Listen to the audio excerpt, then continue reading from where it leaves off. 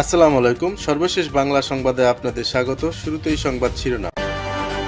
যুক্তরাষ্ট্র যাচ্ছেন ডক্টর ইউনূস। র্যাবের নিষেধাজ্ঞা নিয়ে আলোচনার সুনির্দিষ্ট এজেন্ডা হয়নি এখনও। প্রধান উপদেষ্টা ডক্টর মোহাম্মদ ইউনূসের যুক্তরাষ্ট্র সফরে র্যাবের নিষেধাজ্ঞা নিয়ে আলোচনা হবে কিনা সেই বিষয়ে এখনও সুনির্দিষ্ট এজেন্ডা হয়নি বলে জানিয়েছেন পররাষ্ট্র উপদেষ্টা তৌহিদ হোসেন। জানাবো যাদের বিরুদ্ধে অভিযান চালাবে যৌথ বাহিনী। অন্তর্বর্তীকালীন সরকারের বেঁধে দেওয়া সময় শেষ হচ্ছে আজ রাত 12টায়। এরপরই অবৈধ অস্ত্র উদ্ধারে শুরু হবে যৌথ বাহিনীর অভিযান। হাতে অভিযান চলবে মাদকের বিরুদ্ধেও। এবার দুর্গাপূজায় ভারতে যাবে না উপহারের ইলিশ। প্রতি বছর দুর্গাপূজায় বাংলাদেশ থেকে ভারতে ইলিশ উপহার পাঠানো হয়, তবে এবার ভারতে কোনো ইলিশ যাবে না বলে জানিয়েছেন মৎস্য ও প্রাণী সম্পদ মন্ত্রণালয়ের উপদেষ্টা ফরিদা আক্তার। হাতে সময় 15 দিন, অপশন দুটি, কি করবেন শেখ হাসিনা। গত 5 আগস্ট গণ অভ্যুত্থানে বাংলাদেশের ক্ষমতাচ্যুত প্রধানমন্ত্রী শেখ হাসিনা এখন ভারতে অবস্থান করছেন। তার কাঁধে ঝুলছে হত্যা ও দুর্নীতির শতাধিক মামলা। বাতিল হয়েছে কূটনৈতিক পাসপোর্টও। এতক্ষণ শিরোনাম শুনছিলেন, এবার বিস্তারিত। প্রিয় দর্শক, আপনি যদি এই চ্যানেলে নতুন হয়ে থাকেন, ভিডিওটি দেখতে দেখতে চ্যানেলটি সাবস্ক্রাইব করে আমাদের সঙ্গেই থাকুন। আর এই ভিডিও সম্পর্কে আপনি আপনার মূল্যবান মতামতটি কমেন্ট বক্সে জানিয়ে দিন।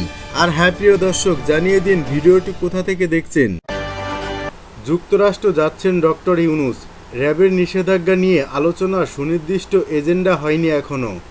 প্রধান উপদেষ্টা ডক্টর মোহাম্মদ ইউনূসের যুক্তরাষ্ট্র সফরে র্যাবের নিষেধাজ্ঞা নিয়ে আলোচনা হবে কিনা সেই বিষয়ে এখনও সুনির্দিষ্ট এজেন্ডা হয়নি বলে জানিয়েছেন পররাষ্ট্র উপদেষ্টা তৌহিদ হোসেন।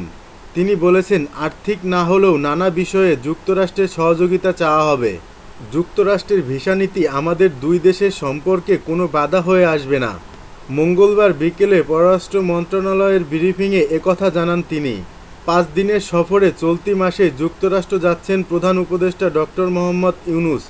জাতিসংঘের অধিবেশনে যোগ দিতে তার এই সফর। 22 সেপ্টেম্বর ঢাকা ত্যাগ করার কথা রয়েছে ডক্টর মোহাম্মদ ইউনূসের। ঢাকায় মার্কিন যুক্তরাষ্ট্রের দক্ষিণ ও মধ্য এশিয়া বিষয়ক সহকারী পররাষ্ট্রমন্ত্রী ডোনাল্ড প্লুর সফরের বিষয়ে তৌহিদ হোসেন বলেন, ডোনাল্ড প্লু সহ দেশটির একটি প্রতিনিধি দল দেশে আসছে সেপ্টেম্বরেই। প্রধান উপদেষ্টার সাথে তাদের বৈঠক হবে। কোটা সংস্কার আন্দোলনের সময় সংযুক্ত আরব আমিরাতে বিক্ষোভ করা যাবজ্জীবন কারাদণ্ড পাওয়া 57 বাংলাদেশি সাজা মওকুফ করে দেশে পাঠিয়ে দেওয়ার নির্দেশ দিয়েছেন দেশটির প্রেসিডেন্ট। এ নিয়ে তিনি বলেছেন, সাজাপ্রাপ্তরা মুক্তি পেয়েছে, এটাই সাফল্য। বাংলাদেশিরা যে দেশে কাজ করতে যাবেন সেই দেশের আইন নিয়ে তাদের সচেতন থাকার আহ্বান জানিয়েছেন পররাষ্ট্র উপদেষ্টা। বাংলাদেশে রোহিঙ্গাদের অনুপ্রবেশের বিষয়ে তৌহিদ হোসেন জানান, এখন পর্যন্ত নতুন করে 8,000 রোহিঙ্গা প্রবেশ করেছে। নতুন করে আর কোনো রোহিঙ্গাকে আশ্রয় দেওয়া হবে না। জানাবো যাদের বিরুদ্ধে অভিযান চালাবে যৌথ বাহিনী। অন্তর্বর্তীকালীন সরকারের বেঁধে দেওয়া সময় শেষ হচ্ছে আজ রাত 12টায়। এরপরই অবৈধ অস্ত্র উদ্ধারে শুরু হবে যৌথ বাহিনীর অভিযান। হাতে অভিযান চলবে মাদকের বিরুদ্ধেও। আইনের আওতায় আনা হবে মাদকের গডফাদারদেরও।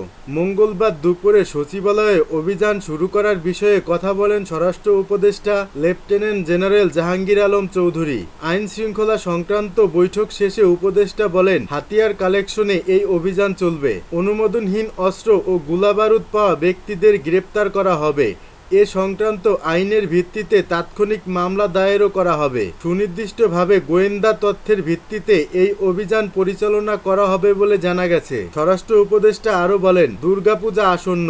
বাঙালি সনাতন ধর্ম অবলম্বীদের এই উৎসব যেন শান্তিপূর্ণভাবে উদযাপন করা যায় সে ব্যাপারেও সব ধরনের প্রস্তুতি নেওয়া হয়েছে। তিনি আশা প্রকাশ করেন, পূজা ভালোভাবেই হবে, কোথাও কোনো সমস্যা হবে না। মিয়ানমার সীমান্তেও কিছু সমস্যা আছে উল্লেখ করে জাহাঙ্গীর আলম চৌধুরী বলেন, এ বিষয় নিয়েও মন্ত্রণালয়ে বৈঠকে আলোচনা হয়েছে।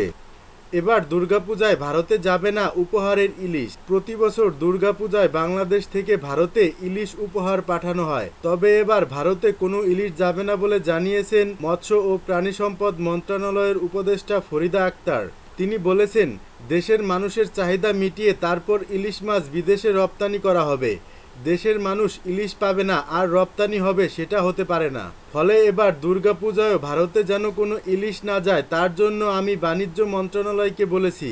এ সময় ইলিশ মাছের দাম নাগালের মধ্য নিয়ে আনার প্রতিশ্রুতি দিয়েছেন উপদেষ্টা। মঙ্গলবার বিকেলে সচিবালয়ে নিজ দপ্তরে মৎস্য ও প্রাণী সম্পদ খাতের সাংবাদিকদের সংগঠন ফিরোজা অ্যান্ড লাইভস্টক জার্নালিস্ট ফোরামের সঙ্গে শুভেচ্ছা বিনিময়কালে তিনি এসব কথা বলেন। সরকার কোনো মাংস আমদানি করতে যাচ্ছে না জানিয়ে তিনি বলেন, এদেশ এখন লাখ লাখ খামারি গবাদি পশু লালন পালনের সঙ্গে জড়িত। প্রতি বছর কুরবানির ঈদে ২০ থেকে ২৫ লাখ পশু অবিক্রিত থেকে যায়। এমন পরিস্থিতিতে দাম বৃদ্ধির অজুহাত তুলে মাংস আমদানি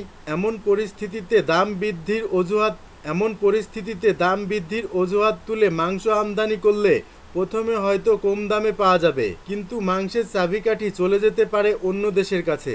উৎপাদন ব্যয় কমিয়ে মাংসের দাম কমানোর চেষ্টা করা হচ্ছে বলেও জানান উপদেষ্টা ফরিদা আক্তার। সিন্ডিকেট ব্যবসায়ীদের কারণে পশু খাদ্য, মাংস, ডিমের দাম বেড়ে যায় জানিয়ে তিনি এই সিন্ডিকেট ভাঙার আশ্বাস দেন। উপদেষ্টা বলেন, পশু খাদ্যের সিন্ডিকেট ভেঙে দেয়া হবে।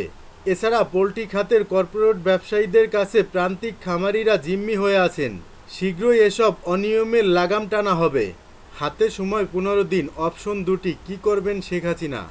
গত ৫ আগস্ট গণ অভ্যুত্থানে বাংলাদেশের ক্ষমতাচ্যুত প্রধানমন্ত্রী শেখ হাসিনা এখন ভারতে অবস্থান করছেন। তার কাঁধে ঝুলছে হত্যা ও দুর্নীতির শতাধিক মামলা। বাতিল হয়েছে কূটনৈতিক পাসপোর্টও। প্রস্তুতি চলছে আন্তর্জাতিক আদালতে মামলা দায়েরের। এমন অবস্থায় তার ভারতের বাইরে যাওয়া অনেকটাই মুশকিল হয়ে পড়েছে।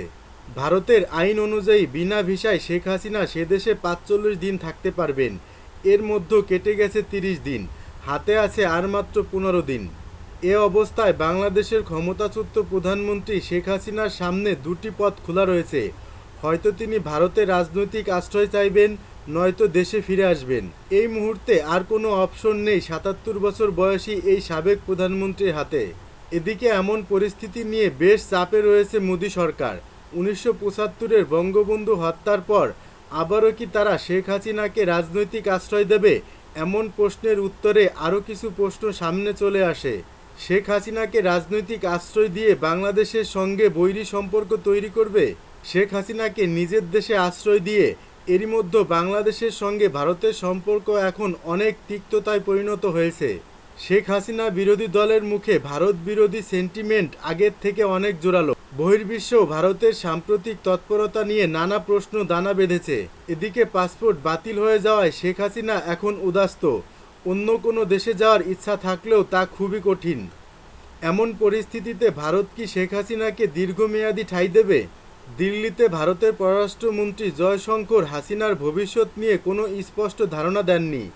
এই অবস্থায় হাসিনা যদি ভারতের রাজনৈতিক আশ্রয় চেয়ে বসেন, তখন তাদের নীতি কী হবে তা নিয়ে উভয় সংকটে প্রশাসন। রাজনৈতিক পণ্ডিতরা দ্বিধাবিক্ত।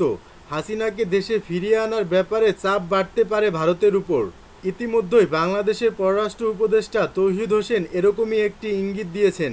অন্যদিকে ভারতীয় গণমাধ্যমে প্রকাশিত খবর অনুযায়ী ভারতের উদ্বেগ 7 সিস্টার নিয়ে। হাসিনার জামানায় স্বস্তি এসেছে, প্রতি বিপ্লবের পথে গিয়ে যেটুকু অর্জন তা হারিয়ে যেতে পারে, এই আশঙ্কাও তাদের মধ্যে রয়েছে। তাদের ভয় হাসিনার প্রতি কৃতজ্ঞতাবোধ দেখাতে গিয়ে চীনের আগমন ঘটে কিনা সে নিয়েও তাদের মধ্যে সংশয় রয়েছে। তাছাড়া মার্কিন যুক্তরাষ্ট্র অনেকটাই নীরবে তাদের অবস্থান সুসংহত করেছে। ঢাকার রাষ্ট্র ক্ষমতা এখন ডক্টর মোহাম্মদ ইউনূসের হাতে, যার সঙ্গে রয়েছে পৃথিবীর অধিকাংশ রাষ্ট্রপ্রধান ও সরকার প্রধানের সরাসরি যোগাযোগ। তিনি চাইলে অন্তত ১০০টি দেশের সরকার প্রধানের সঙ্গে যখন তখন কথা বলতে পারেন।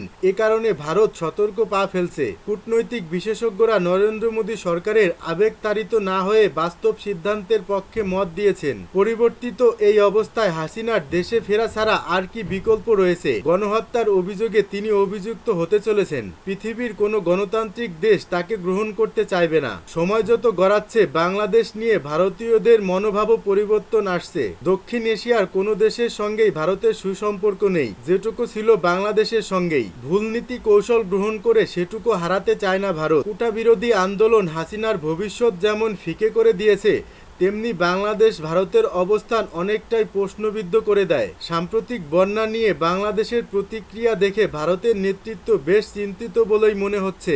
উত্তরে চীন, পশ্চিমে পাকিস্তান, পূর্বে আরেকটি ফ্রন্ট। ভারত খুলবে কিনা তা নিয়ে হিসাব নিকাশ চলছে। কূটনৈতিক বিশেষজ্ঞরা বলছেন, এটি যদি করা হয় তা হবে অত্যন্ত ঝুঁকিপূর্ণ, কারণ চীন এবং যুক্তরাষ্ট্রের গভীর নজর রয়েছে সর্বশেষ ঘটনাবলীর উপর।